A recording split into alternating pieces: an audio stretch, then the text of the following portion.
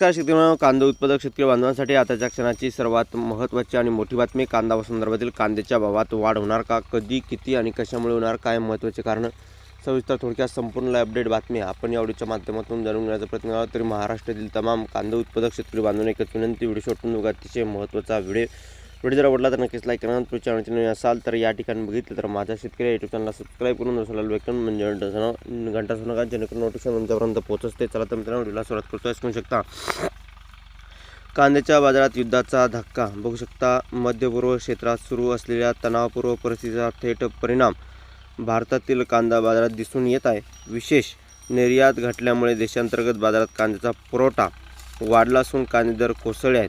लासलगाव कृषी उत्पन्न बाजार समितीमध्ये कांद्याला सरासरी 1051 रुपये प्रति क्विंटल दर मिळत आहे, जो मागील काळात जास्त होता. आंतरराष्ट्रीय मागणी कमी, निर्यात घटली. मध्यपूर्व खाडी देश भागात सुरू असलेल्या संघर्षामुळे भारतातून होणारी कांद्याची निर्यात मोठ्या प्रमाणावर प्रभावित झाली आहे. युद्धामुळे विशेष आखाती देशाकडे कांद्याची निर्यात मंदावली आहे. याचा थेट परिणाम भारतातील कांदा बाजारावर झाला आहे.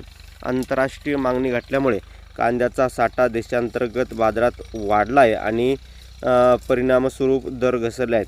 एप्रिल 2025 जानेवारी 2026 एप्रिल 25 ते जानेवारी 2026 दरम्यान भारताने 12,83,473 मेट्रिक टन कांदा निर्यात केला, ज्याची किंमत 2970 कोटी रुपयावर पोहोचली होती.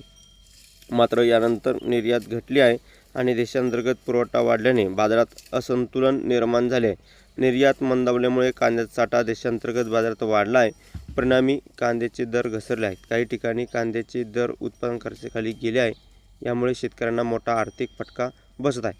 कांदा एक नगदी पीक असल्याने शेतकऱ्यांची स्थिती गंभीर बनली आहे. काही ठिकाणी शेतकऱ्यांना अत्यल्प दरात या ठिकाणी बघितलं तर कांदा विकावा लागत आहे, ज्यामुळे त्याचा आर्थिक ताण वाढला आहे.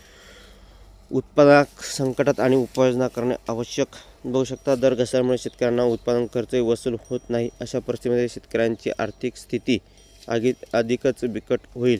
काही ठिकाणी कांदा कमी दरात विकावा लागत असल्याने शेतकरी मोठ्या संकटात आहे. या गंभीर परिस्थितीत उपाययोजना आवश्यकता निर्माण झाली.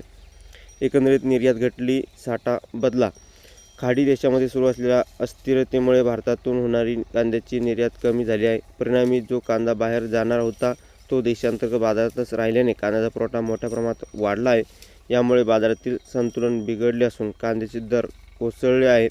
काही ठिकाणी कांद्याचे दर उत्पादन खर्चाच्या खाली गेले आहेत आणि शेतकऱ्यांना तोटा सहन करावा लागत आहे. धन्यवाद. लाईक, शेअर, सबस्क्राईब आणि जास्तीत जास्त महाराष्ट्रातील कांदा उत्पादक शेतकरी बांधवांपर्यंत आवडे नक्की शेअर करा. धन्यवाद. भेटूया आपण तरुण महाराष्ट्र.